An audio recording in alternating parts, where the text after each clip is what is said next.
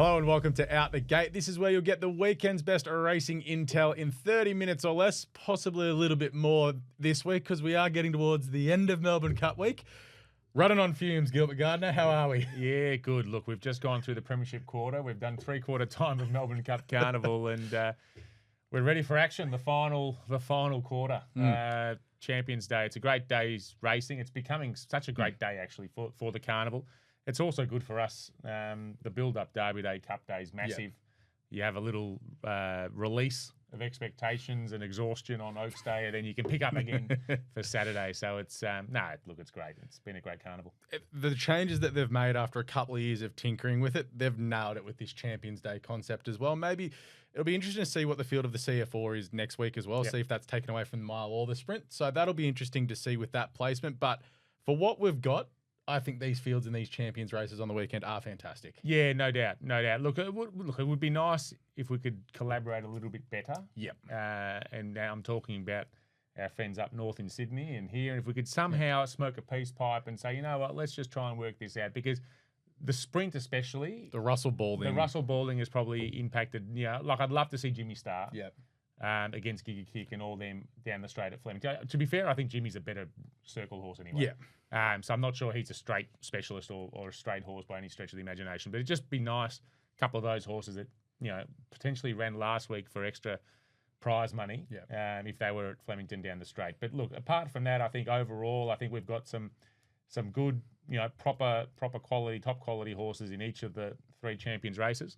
And it should be a great day's racing. Yeah, I'm very much looking forward to it. The addition of this 3-year-old just makes it just so good. But before we do get started, make sure you do like and subscribe to Racenet on YouTube. You would have seen a lot of content going up on Cup Week. We had a lot of fun running around at the Call the Card on a Monday. There was a lot of action going on there from three of the bookmakers. One not so much, but a lot of good fun there. And I think the bookies may have ended up okay. A lot of the bigger bets were sort of everywhere else except for, I think, Kieran McManus may have won a fortune or lost a fight. I don't know what. He was betting everywhere, but he backed Goody 2 shoes each way for a stack. Yeah. Goody got a bit of support. I left the money in the bag on Al Rifford, didn't they? Yeah. So they pulled the wrong rein there, and there was a couple of others. I mean, that feels like ancient history now, to be honest. Monday's a long time ago. Monday is a long time ago. I actually was surprised that the bookies escaped. I thought they would get smashed with half yours, but certainly at the Call of the Card, and even to a lesser extent on race day.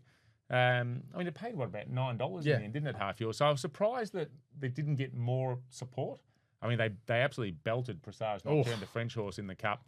I couldn't believe that started at $5.50. So, look, I think the bookies, after a genuine strip out for them on Derby Day, including the Sydney big races too. That's right. I think they might have got a little bit back on Cup Day. And spare me bookies crying poor. Like, absolutely spare me that stuff. Like a hearing, this is going to be our worst result in 10 years. Oh, well, that's why you're a bookmaker. But as said, follow us on social media as well. Facebook, Instagram, and X. Just a lot of video content has gone up over the past couple of weeks. So, as you can tell, we're doing this a little bit differently this week. We are doing a special feature piece on the 3 Group 1s at Flemington. Of course, it is Champions Day. In the second half of the show, Mitch Cohen will be joining us from Sydney. He and I will go through 5 Diamonds and Golden Gift Day in Sydney. But Flemington on Saturday, Gil, it'll be out 8 metres. The track will be good. The weather's great. And we don't need to really worry about the rail position. They'll be in the middle of the track. Yeah, that's right. That's right. And how good's the track going, honestly? Shout out to Liam O'Keefe and his team at Flemington. The track that they put on, unbelievable. The rain we got on Monday. The rain. So they got 34 mil or thereabouts, 36 mil, something like that. And basically, at one point on Cup Day, we're starting to think, hang on a minute, this joint's drying out so fast, we might even have a good fall. Like, that's where it was going. Then we got a timely rain. Melbourne pulled, did what Melbourne does and sort of gave us a bit of a rainstorm just as actually, it wasn't too bad, actually. Just as they were doing the Melbourne Cup sort of preview stuff with the flags and all sorts that no one really wanted to be a part of anyway. So the rain interrupted that. Then, of course, it cleared for the main event, and the rest is history. So, no, but shout out to Liam and his team. They do a great job, and there's a reason why every other race club in Australia, in the world, looks at Liam O'Keefe or calls Liam O'Keefe and his team when they're in strife, because they invest in it and they do a good job, and we're the beneficiary of it. Yeah, because the same sort of couldn't be said, and this isn't just a Sydney versus Melbourne thing. The Sydney track copped a lot of rain in the lead up to the Golden Eagle Day at Randwick. It didn't play well on Saturday, and then on Tuesday for Big Dance Day, you couldn't make ground. You just could not make ground if you missed the kick or if you're out the back. You just couldn't make ground. It was disappointing for everything on the day, and there was a ton of scratching. So, maybe there's something there to be done. Liam is a genius, but also Randwick, maybe not having 6 meetings in about 3 weeks doesn't help either. But well, let's get to the first of the Group 1s, Gil. We're going to go through the 3 of them and dive deep into it. It is the Group 1 champion sprint, 1,200 metres down the straight, $3 million on the line. And an interesting field here. The 3-year-old turning up has made this just a really good race to look into. But as far as the speed is concerned, Libertad and Tropicus are your go-forward horses. And then there's a clump of who's going to drag them up. We know Giga Kick and Benedetta will probably be out the back. And I wouldn't even be shocked if the 3-year-old dragged right back as well. Yeah, look, I'm not really fussed who leads. I want to know who's at the end of this speed map, to be honest. Yeah. And I think the 2 horses at the pointy end of this race will be Gig Kick and Tentris. I think he's a serious animal, Tentris. Yeah. They were looking at him as Everest, as we've spoken about. He was part of that conversation from Godolphin as to which horse they sent there. I think they pulled the right rein. It's worked out perfectly for them. It has. Worked out right. They got the Golden Rose winner, Baywalk. Well, he was a bit disappointing, to be fair. But he still won the Golden Rose, which is a tick. Tempted, ran out of her skin, places 3rd, gets a Group 1 third on the resume. She's a Group 2 winner already. And she's a Group 2 winner, so she'll come back. And Tentris, well, they weren't really sure. And he's a proper horse. He's come out and absolutely bolted in. And I was looking at the stats, the times that he put in. So, I think I think the 2 main players in this race are going to be out the backs. And Tropicus... will go forward. If they're off their game, they'll struggle to catch him if he's on. Yes. And they're off. They have to be off, is what I'm saying. I'd like him at Caulfield. I think he's a bend horse as well. So I'm not sure how the straight's going to go there. Benedetta is probably the X factor a little bit. At her best, she could give a race like this a shake. Now, she's had a change of stable, change of trainer. Jamie Mellum, of course, the Melbourne Cup winner, he's aboard Benedetta and knows the horse really well. She won the Group 1 in South Australia. So she'd probably be one that I'd be looking at, and she might be coming in with that surge from the back. So, look, the speed map in a 1,200 champions sprint is probably largely irrelevant. They'll ping out. We know the format. They ping out. They'll sit up. They'll work themselves down. And then probably at the 400, you'll start seeing M. Zara sort of pushing his way through and seeing how we go. Let's get to the first of the replays, the first of which being the Everest, which was run a month ago at Randwick. So you've got Jolie Star here on Jimmy Star's back, Jetabeel's last in the yellow, and Magic Time swinging widest of all in the Yulong colours. Don't look towards the Yulong in the fence, widest of all. So Jolie Star plain, and I don't want much to do with the other 2, to be honest. No, that's right. Well, Jetabeel, forget about. Jolly Star's not much luck here, Jetabeel. No, forget about it. Jolly Star, just a bit one pay. I'm just not sure what to make of this run. I actually had her as sort of as you go back to the past shows, I would have said Jimmy Star was my top pick. I thought Ka Ying was basically a Hong Kong horse, but he came out and trotted in. So Jolly Star just disappointed me a little bit. It feels like, again, ancient history a bit, the Everest now. It's so long ago, but you can't discount James McDonald and Chris Waller. This is J-Mag's dominated this carnival the last 3 years. And this race. He's won it 4 or 5 times. So if he's happy, I'm happy. You got to respect her. I don't think she wins on Saturday. And the other 2 we'll forget about. Yeah. Well, let's take a look at arguably the most impressive winner that we've seen so far in the carnival. Tentris back in the white cap of the Godolphin horses here. It's just find a gap, Mark. Find a gap, son. There it is. Take it away, Gil. Yeah, look, how good is this? And in time. It just ran the hands off the clock. Yeah, that's the best thing. Yeah, this is a proper horse. He really killed them. Really, he should have. Look at this. And he's just got this great extravagant sort of stride. He's not even going full bore at the end. Yeah. Zara had a red letter day or a blue letter day that day and just enjoyed it. But that's Ibiza paid for. that is. And look, who knows where this horse ends up? I mean, he might finish up on the other side of the world too. Oh, he'll go to Ascot and smash him if he runs like that. Yeah, absolutely. So now he's a proper horse. Now he's going to go against sort of the open age now, right? The seasoned tough sprinters. A penny for Mark Zara's thoughts. I'd love to know. Like, Giga Kick's not a bad ride in the race, and I'll tell you in a minute that's my best bet on the card. I think Giga Kick will win this race.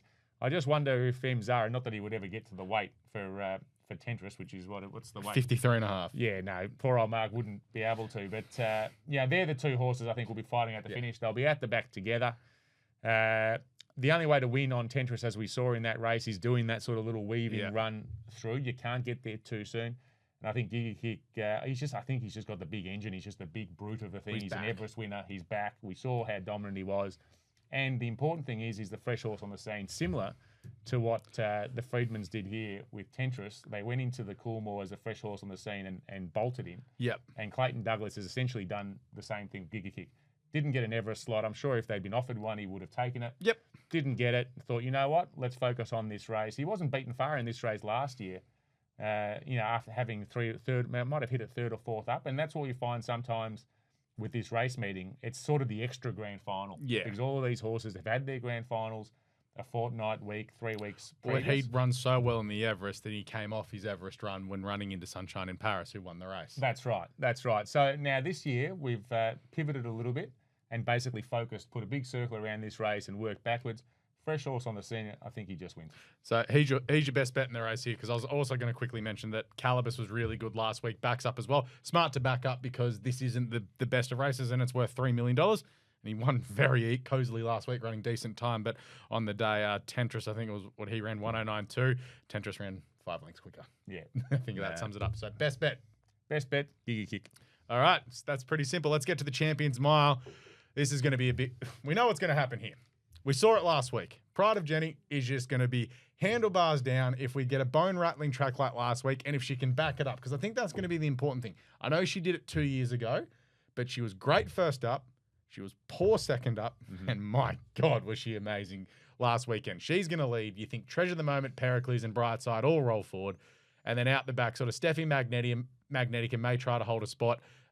Like a Lucy can probably roll forward, did roll forward last week and was good. I have no idea what Stapati does from there. Chow Wolf will go back. Lake Forest will go back, and Von Hawk will go back. Hopefully Maureen isn't angry with how old Tommy Marquand rides Lake Forest this week. I'm really interested to see. Because we've got the replay, because we've got Pride of Jenny, Brightside, Chow Wolf, Lake Forest, and Tom Kenton. We'll talk about him later all in this. So there's 4 runners that come through the King Charles here. Well, there's Lake Forest out the back. He's just not responding to Zach. Jenny didn't muster, and then up the inside comes Chow Wolf, and Brightside's he's just done what Brightside does. He's a marvel, isn't he? Yeah. Fair income. I mean, he's a 10-time Group 1 winner, plus an All-Star Mile that wasn't a Group 1 at the time. So essentially an 11-time Group 1 winner, and he's been runner-up in 10 Group 1s. Yeah. Like, the horse is an absolute freak show. He's racing as well as ever. I don't even know how old he is anymore. He's 8. To do what he's done and keep doing, he's not getting better. We know he's not getting better, but the benchmark, he's the benchmark. He will turn up, he will run his race, and you just have to run past him. That's if right. you don't, you won't win. That's right. And Craig Williams always says, it's interesting when you look at it, and it's almost freakish. He basically just runs to the same rating every time he goes out. His rating points I think he's changed maybe by 1 or 2 points for the best part of 4 years. So he will be again at the business end. I think he will relish Pride of Jenny. I didn't believe in her last week. Well, you're going to watch it again. I don't think she can back this up. So there's like a Lucy down the outside, just starting to lug in a little bit there. But here I was like... She's curling up here. Yeah. But it's also like Jenny, I'm like, is she going to stop? Because for half a stride I did, and then I'm like, oh no, it's on display like a Lucy and Fangirl. They're not going to get there. No. And you know it's over here. So it's just a matter of like, these are the fillies and mares. She's got to come up against the boys. I know it's sort of not similar, but this is a 5 length stronger field. She's won that by what, about 6? So can she back up?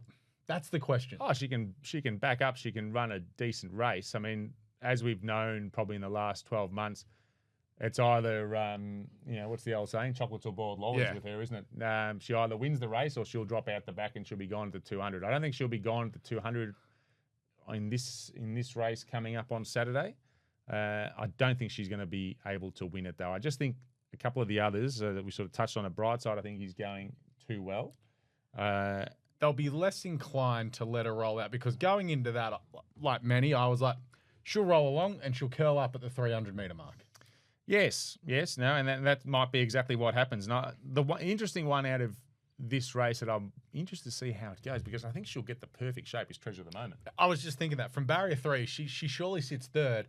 She tried to ride the coattails at Moonee Valley when she was off the setback. She was fantastic in the Cox Plate on the speed.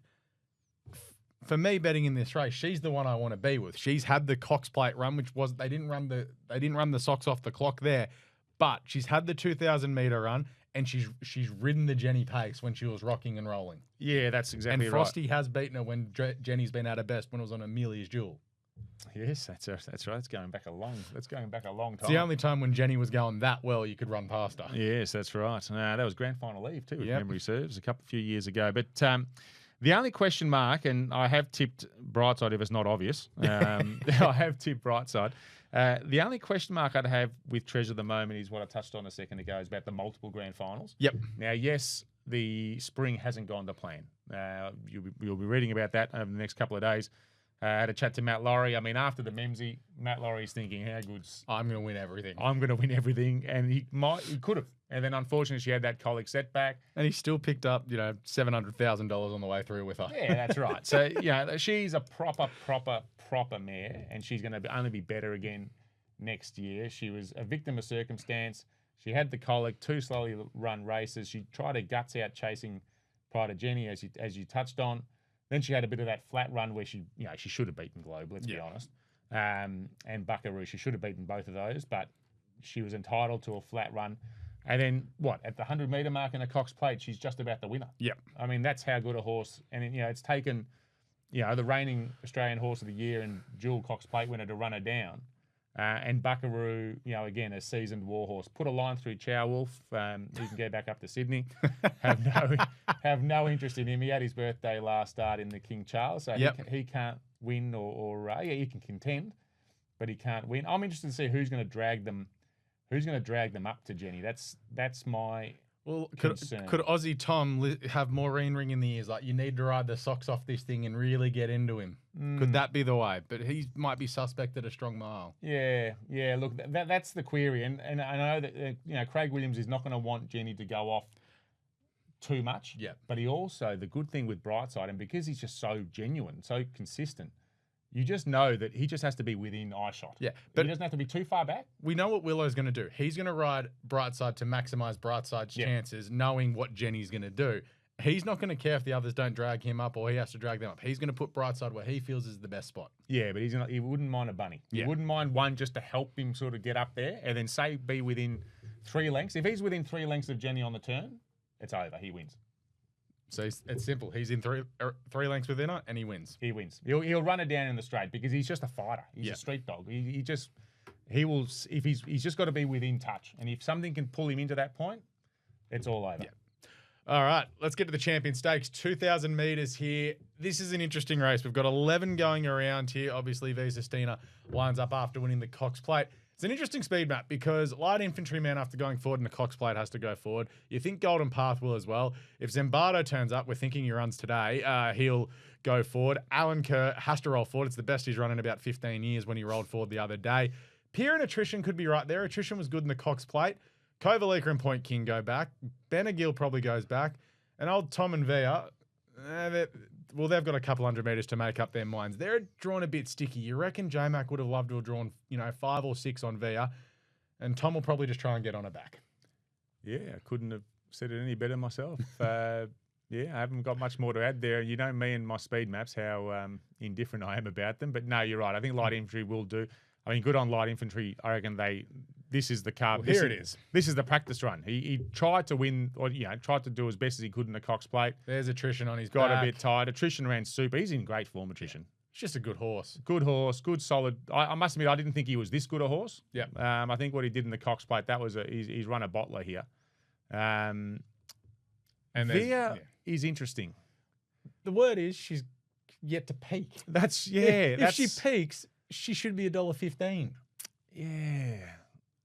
And the scary thing is, because of those, so she, similar to the, rewind the tape, similar to Treasure of the Moment. Yeah. She just hasn't quite had the perfect preparation tempo and race-wise. I mean, Chris Wallaby blew in the face talking about those muddling speeds in those sort of lead-up races to this.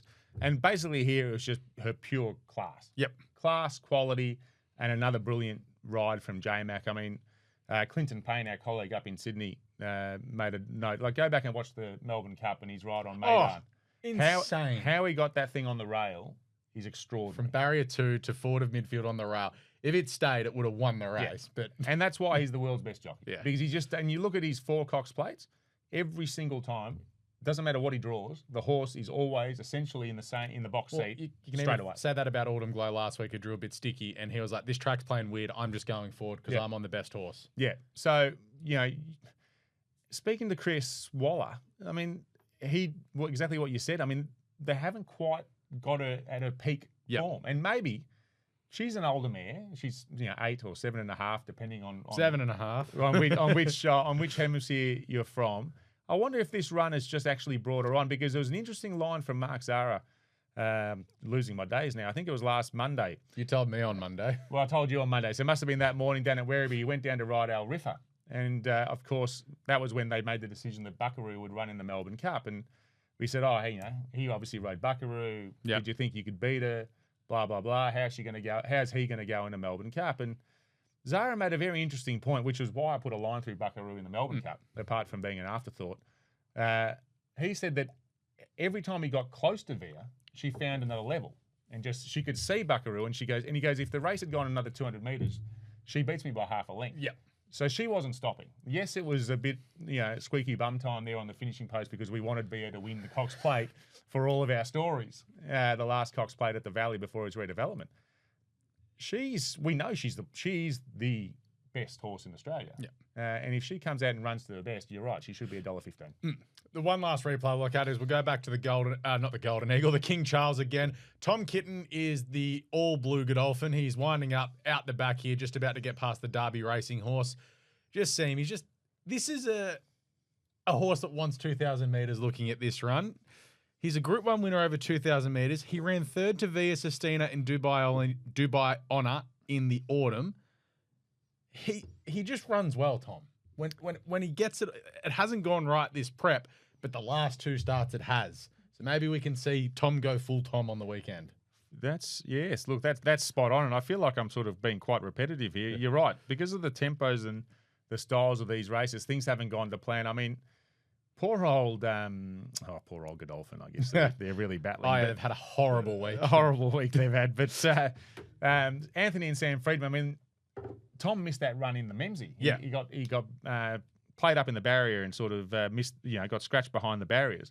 Now that's set him back the whole time. They've been playing catch up because it was Cox Plate originally, wasn't it? That's right. It was meant to be Cox Plate. That's where he was meant to peak. And as I've said, as we know, Anthony and Sam Friedman, there's not too many better grand final trainers than them. So they pivoted to this race, the King Charles. That wasn't part of the plan, but he just wasn't ready for 2,000 metres. I think looking at that, as you said, he looks like a horse that's just screaming out for that 2,000. And now he's ready.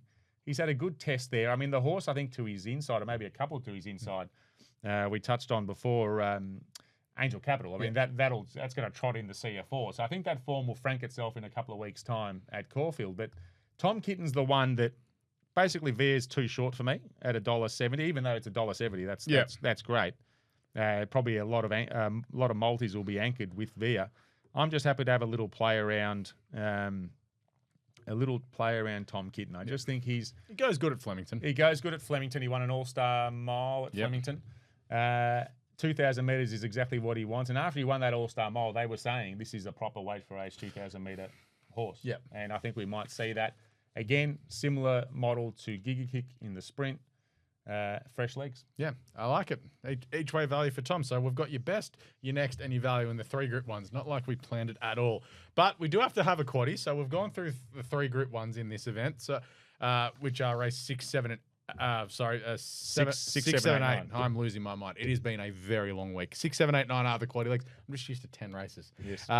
Take us through the quaddie legs, because we've got one. You've got 138.88% at the moment. Yes, if we can get Via Sistina beaten, that'll be great. But we go to the first leg, which is the sprint, of course. So it's sprint, mile, stakes, and then the grand handicap to finish off. What a shocking way to finish the card. Yeah, but the wide open betting. Yes. Wide open betting, big pools, everyone charging in. But it's like, surely we can end on a Group 1. That's trying to find the winner of the 1,100 metre handicap in the last of the day. Watch J-Mac on. That'll be my way. Yeah, gee whiz. He's on Stoli Bolly. The bookies are going to get an absolute clean up because I was looking at that race. Oh, no. And you could just about pick about 8 Oh, of them. the jump out horse, Ballista's in it too. This is yes, you can tell this is the first time I'm looking at the last leg of the quaddie. Yes, no, we're in strife there. If you're not in front by the last on Champions Day, you're in trouble. You better go to Perth. Go to Perth, or try and get on the train and get out of there. Put your phone on flight mode and forget about it. The quaddie, we digress. In the sprint, I've gone. So it's race 6, as we said. I've gone Giga Kick, Jolly Star, and Tentris. I think that's I'd be staggered if anything outside those 3 wins. Yep. And if you wanted to shorten it up even more, I would be prepared to get rid of Jolly Star and just say it's going to be Giga Kick or Tentris if you are looking for a bit of value. In the second leg, in the mile race, Brightside. Yep. Absolute standout. Prior to Jenny, I've thrown in there just in case we get another one of those situations where she's too far in front.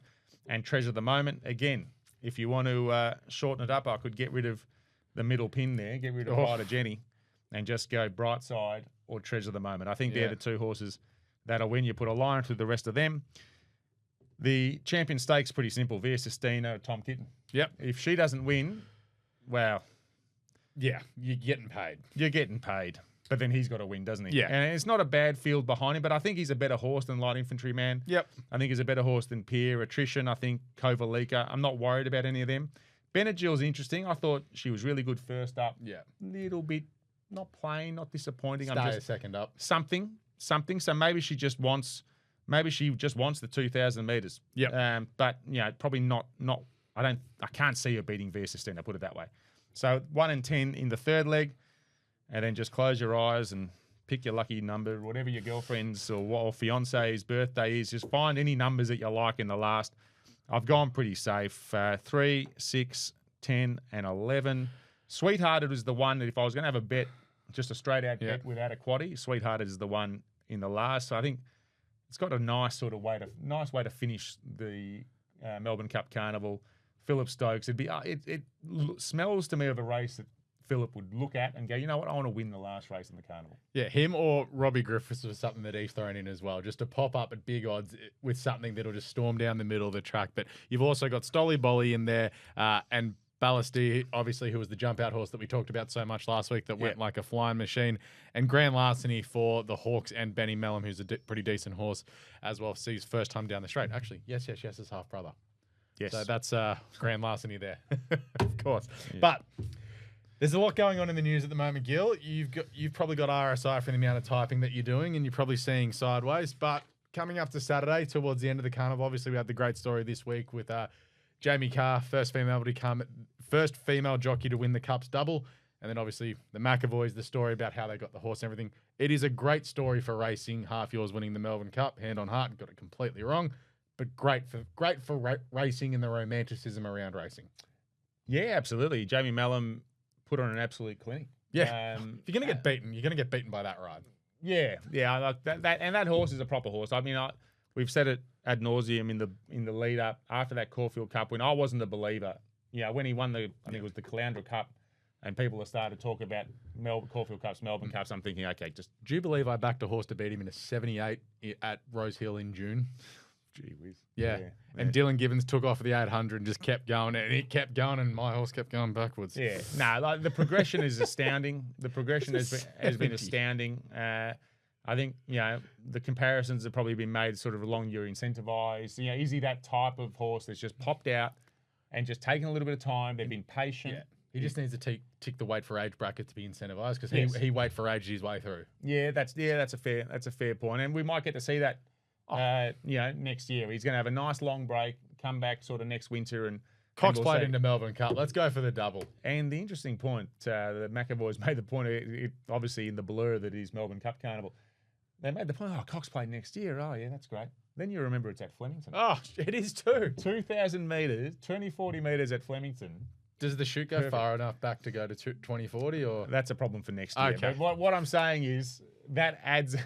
that adds an extra dimension. If anyone's like that, would help him. Yeah. But I'd be a little bit questionable around Moonee Valley. Tell you what, Autumn Glow also there as well would be a hell of a sight. It's going to be a great race. Aliana, Treasure of the Moment. Yeah. Like it's going to be. There'll be some 3-year-old that we haven't heard of that's yet right. going there. That's Autumn right. Boy should be there. Yeah, but that's the next frontier for him. He's going to be weighted out of the Cups, unfortunately. Like 53 kilos, and he's trotted in against a very strong field, very strong Melbourne Cup He'll field. be top weight next year, but surely you just go back for another crack because you've got a horse that you know is going to run out a strong 3,200 metres. Yep. He probably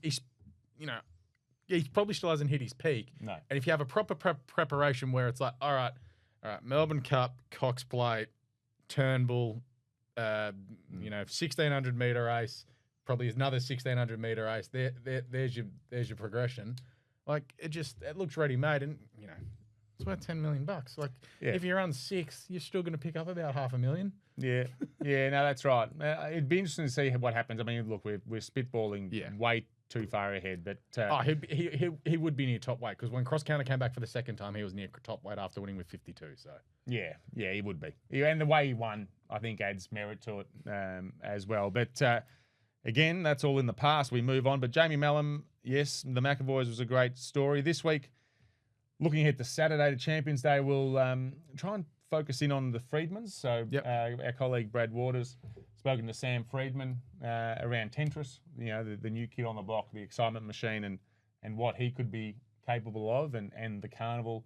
I guess the Freedmans, this horse has probably put them on the map, not put them on the map with the Caulfield Melbourne Cup. Put their name in the stars for this year. Yeah, they probably didn't quite have the ammo to have a dominant carnival. But this bloke, the way he's come out, well, oh boy, I'd be looking forward to 2026. So can't wait to go to Royal Ascot. That's right, Royal. I mean, you'd be. How do you go on a top hat? Well, Sam's been there twice with a top hat. I mean, you. Oh, man. We got to send someone over there. Well, we'll see. Yeah, that's a bit of a sore point, actually, the Royal Ascot. You missed out? We'll save that for off air. But so anyway, we've got a nice story there on Sam Freedman and the trajectory of that stable and how they're going and how this horse is coming along. Of course, two spring carnivals ago, they completed the Cups double. Prior to Jenny as well. Can she back up? Will she, won't she? All that sort of jazz. So there's a fair bit of action to cover. Be hoping to get onto Clayton Douglas. So hopefully he doesn't watch this before I ring him and he might put my phone on mute. But of course, we want to find out about Gigi Kick. And what a great story that is. It is, he's been patient. Like he could have been anything a couple of years ago. He had that injury, the setback, taken him a little while. He's a little bit older now. When he won that Everest, we were thinking he could win the next 5 Everests. And it's funny how racing. 3 years ago. Yeah, it's funny how racing can change so quickly. You can have a horse and all of a sudden you don't. So I think Clayton's done an exceptional job with this horse. We saw he still got that zest for race, or that quality and the speed and the power. So looking forward to speaking to Clayton Douglas around Gigi Kick. And it could be the crowning. Is he a champion? I don't think he's a champion, but if he can come out and win a champion sprint, it would certainly put him in the conversation. Yeah, good. All right. Well, Gil, that is us done and dusted for the Melbourne portion of the show. So what we're going to do here is we're going to take a short break and we'll be back after this and we'll have a chat to Mitch Cohen up in Sydney because we've got the 5 diamonds and the golden gift. Welcome back to Out the Gate here in the second half of the show. We're going to head up to Sydney where the weather has been absolutely beautiful. I got sunburnt on Tuesday at Randwick, but we're off to Rosehill for the 5 diamonds day and we bring in Mitch Cohen. Morning, Mitch. Morning, mate. Yeah, first time we've been out at Rosehill for a while. It was probably lucky that we weren't out at Rosehill last week because it really rained a lot more out there than it did in town. But no, sunny, beautiful conditions in Sydney for 5 Diamonds Day. It's really almost a downhill slope from here towards Christmas, isn't it, for us in spring racing? We've got the 3 features on Saturday before we start that road show. Go to Newcastle and Kembla Grange, of course, in the coming weeks. But yeah, it's kind of the end of the spring in a way this weekend. Yeah, until we sort of hit the old Villy is now known as the Ingham, which is a win and you're into the Doncaster. It's sort of, a little bit downhill, but that's okay.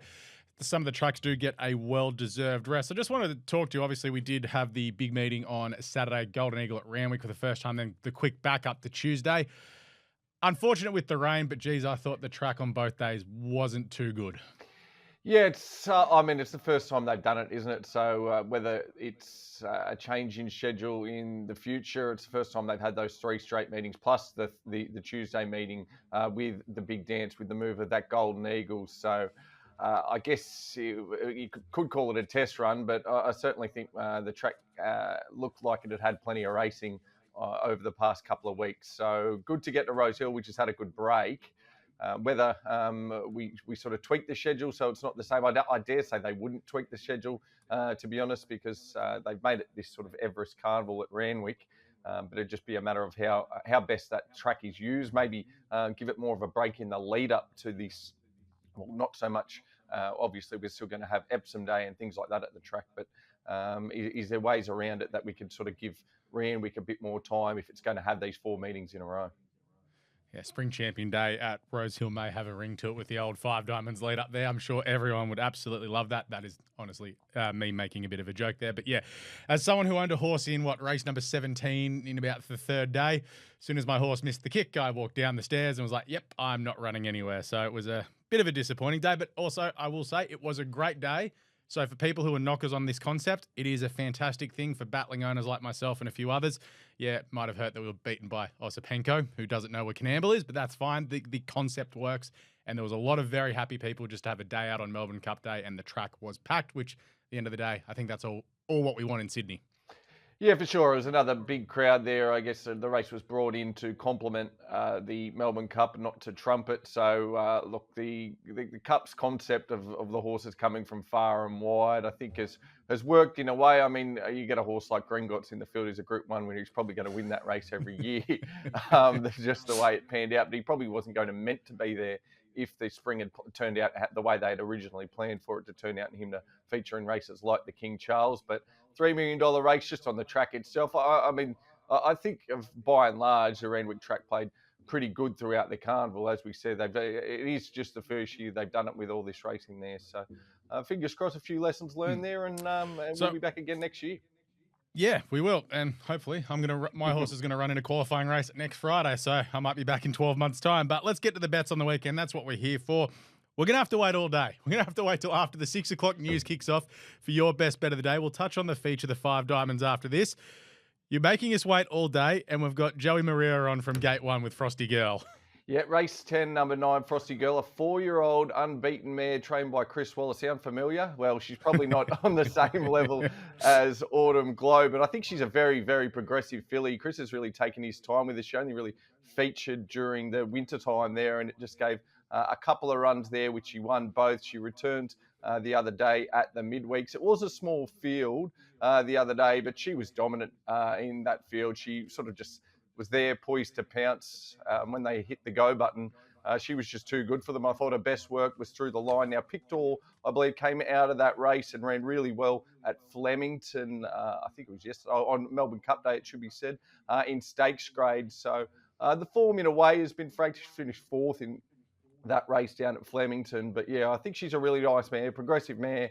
Anything above even money is probably the better bet. I like it.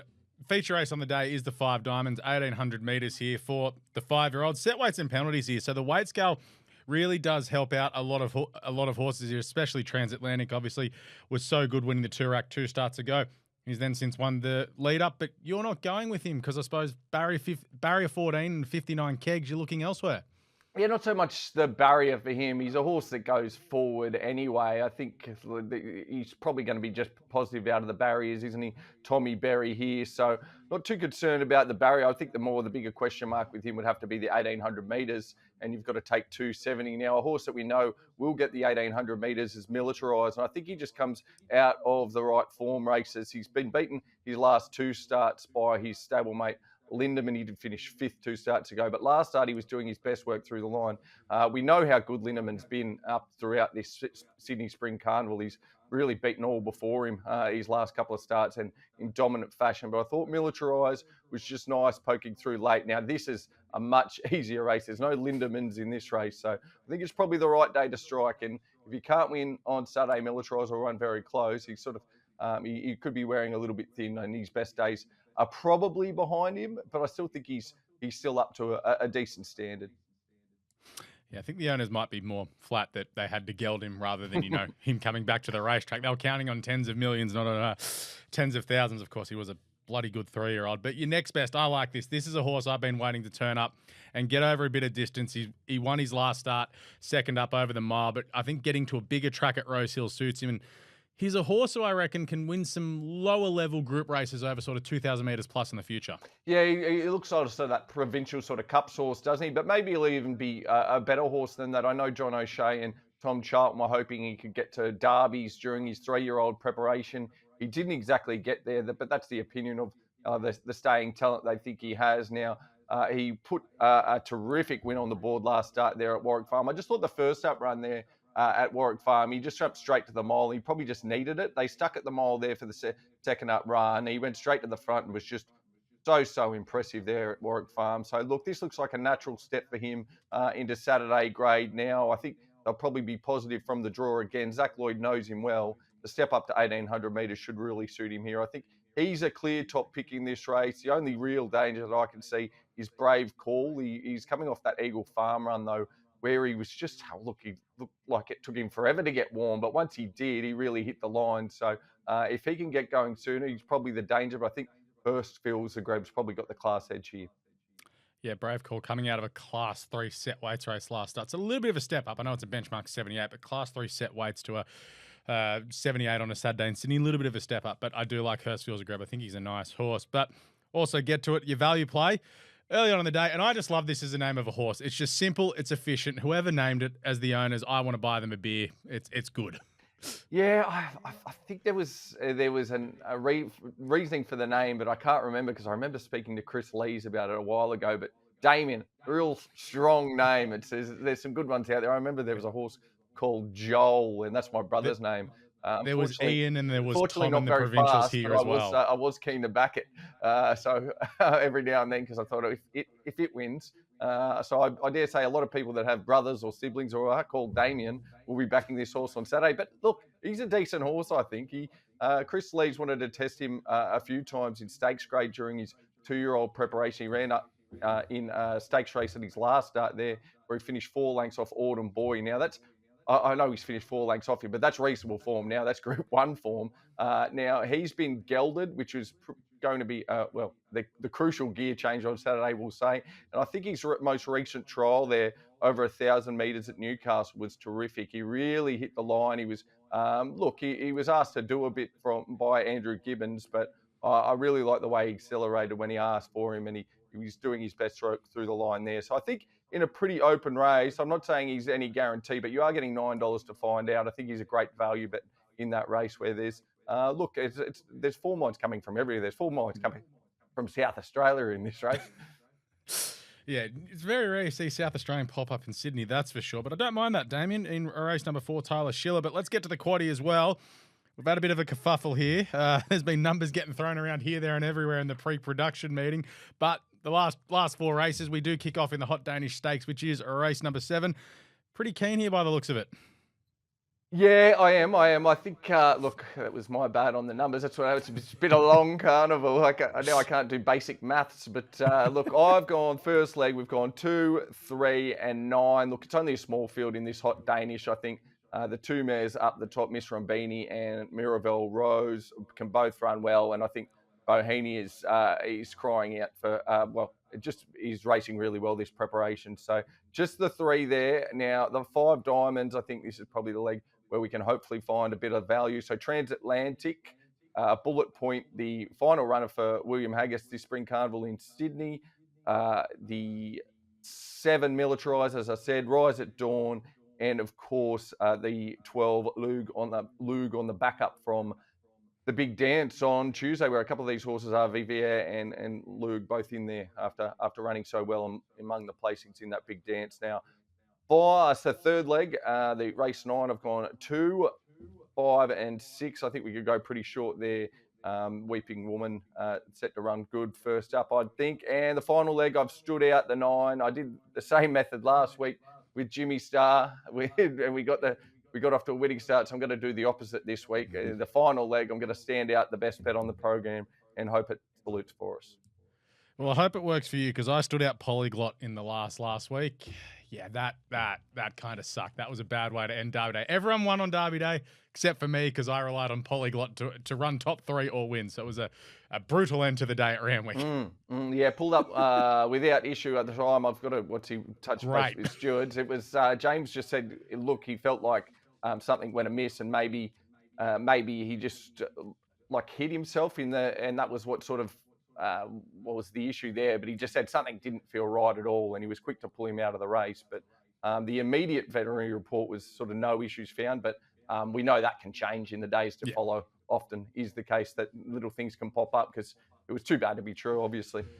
Yeah, you think there might be a little muscle or something niggle on going there. But we'll talk about the news as well. What have we got going on in Sydney? As you said, we're about to sort of hit the downhill slope towards the back end of the year. And then, well, the good horses will be trialling again in a couple of weeks' time, getting ready for slippers and such. Yeah. It is sort of a reasonable occasion in terms of the slipper with the Golden Gift this weekend. I mean, I know it's not an eligibility race, but the prize money for the first 2 home all but assure you are starting the race as long as the horse comes back in the autumn and is fit. So a lot of good horses there. I was speaking to Tommy Wong yesterday, and he's got a horse that was worth 12,500 in the race compared to horses that are worth, well, some of them are worth 7 figures and more. So look, this is the great thing about 2-year-old racing. The horse was just referring to Rapid Progress, but it's just the great thing about 2-year-old racing, isn't it? You get the stories of bargain buys and basement buys, and then the big money syndicates that have paid millions and millions. So plenty on the 2-year-old stuff. I know Ray's had a good conversation with William Haggis as he prepares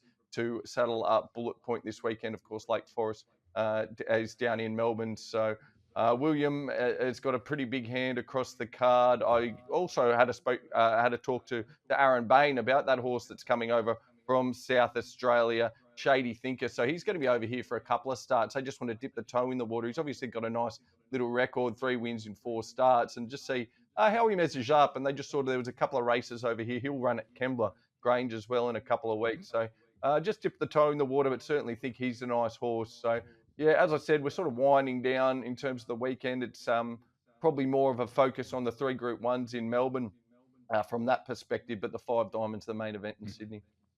So we'll quickly ask you on that because we've already done the first half of the show with Gil, and we've done a deep dive on those 3 Group 1s. Just tell us who you think the winner of the Champion Sprint is.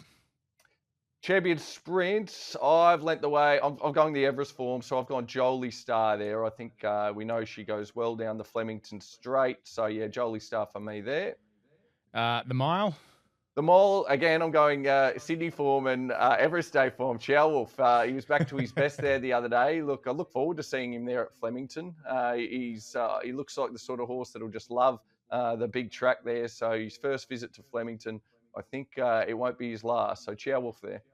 And with some rain around, Tavistock out of a Shamardale mare, he should be fine. And I'm assuming just in the final event, even though it is a world pool race and V Sustina will be $1.20, she'll kill him. Yeah, no point going around as she won a grand final the other day in the Cox Plate. But look, it's hard to see anything turning the tables on her, particularly with the horses that chase her home there, both heading in different directions. So let's get those tips up for the day here. So Gil on the weekend, we've broken down all the 3 Group 1s. In the Champion Sprint, he's with Giga Kick. In the Mile, he's with Mr. Brightside. In the Champion Stake, he's going the value just because of that world pool factor with Tom Kitten. Obviously, V Sustina will be very short there. And in Sydney, Mitch is keen on Hurstfield's a grab, Frosty Girl and Damien, and also likes Militarize in the 5 Diamonds. Make sure you do follow the boys on social media, Gilbert, Gardiner, and Mitch, R.W. Cohen. Of course, Racenet is at Racenet Tweets. We've been doing a lot of work throughout the week. A lot of content has been going up, plenty of articles, plenty of videos. If you want to have a bit of fun, go back and find the Call the Card thread that I did. Had a lot of fun at the Call the Card. There's a lot of interviews that went up across social media as well, so you can see who really missed the mark and who hit the mark there with the big bets on Monday, as well as checking out YouTube. It is at Racenet as well. Like and subscribe, so anytime we do a video, it does pop up in your feed. Mitch, thank you, mate. Enjoy Rosehill this weekend. I will do, mate. I will do, and then the roadshow begins. And, of course, as said, we are on the roadshow to Ray Thomas's retirement at the Hunter meeting in a couple of weeks' time at Newcastle. Yes, we're all trying to push to get a plane to Newcastle on the Saturday. Just hopefully sneak out of Melbourne for a weekend. I think we might be to no, he won't be at Ballarat that I'll week. give you the he won't be at Newcastle. His farewell is next week, so it'll just be start of the new era, I guess, from the Hunter Day. That's smart, Ray. Just like not going down the highway. I'll stay in the city to finish up. But anyway, Mitch, we will catch you next week. Look forward to it. Good luck this weekend if you're having a bet, and we'll catch you next week on Out the Gate.